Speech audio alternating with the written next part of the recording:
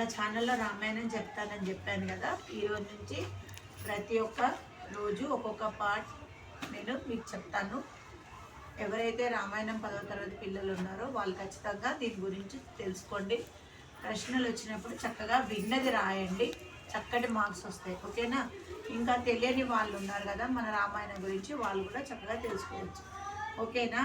ఒకసారి శ్రీమన్నారాయణుడు నిరంతరము నారదుడు నారాయణ నారాయణ నారాయణ అని నారదుడు భూమండలంలో తిరుగుతూ ఉంటాడనమాట.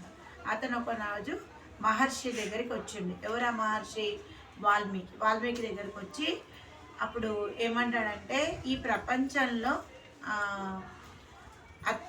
అసలు ఎప్పుడు అబద్ధం ఆడని వాడు, ఎవరితోని ఎలాంటి కపటం లేకుండా ధర్మం తప్పని వాడు, నీతి గలవాడు, వీరుడు, అందగాడు, శూరుడు, ఇలాంటి ప్రపంచంలో ఎవరైనా ఉన్నారా అని ఆయనను అడుగుతాడు. వాల్మీకి అడుగుతాడు. ఎవరిని? నారదుని అడుగుతాడు.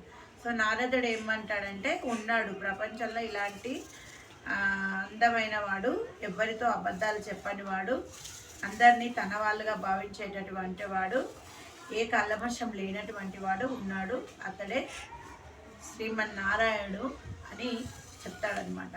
శ్రీమన్నారాయణుడిగే రాముడిగా అవతారం చెందుతాడు.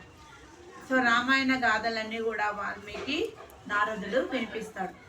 సో ఆ విధంగా వాల్మీకి ఏం చేస్తాడు, ఒకరోజు తన మనసులో అంత అందగాడు, అంత నిష్ఠుడు, ఎవరిని కూడా బాధ పెట్టని వాడు, అలాంటి వాడు నిజంగా ప్రపంచంలో ఉన్నాడా అసలు ఆయన అని ఆలోచించుకుంటూ ఆయన నదిలోకి స్నానానికి దిగుతాడు. ఎక్కడది? తపసా నది చాలా పెద్ద పవిత్రమైనటువంటి నది.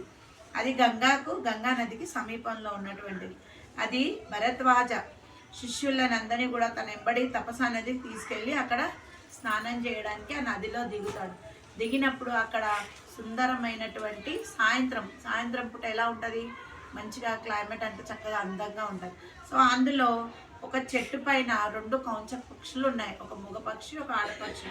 చక్కగా వాళ్ళు అక్కడ 2 పక్షులు ఉన్నాయి. వాటిని చూసుకుంటూ ఆ వాల్మీకి ఆ నదిలో అలాగే ఉండిపోయాడు.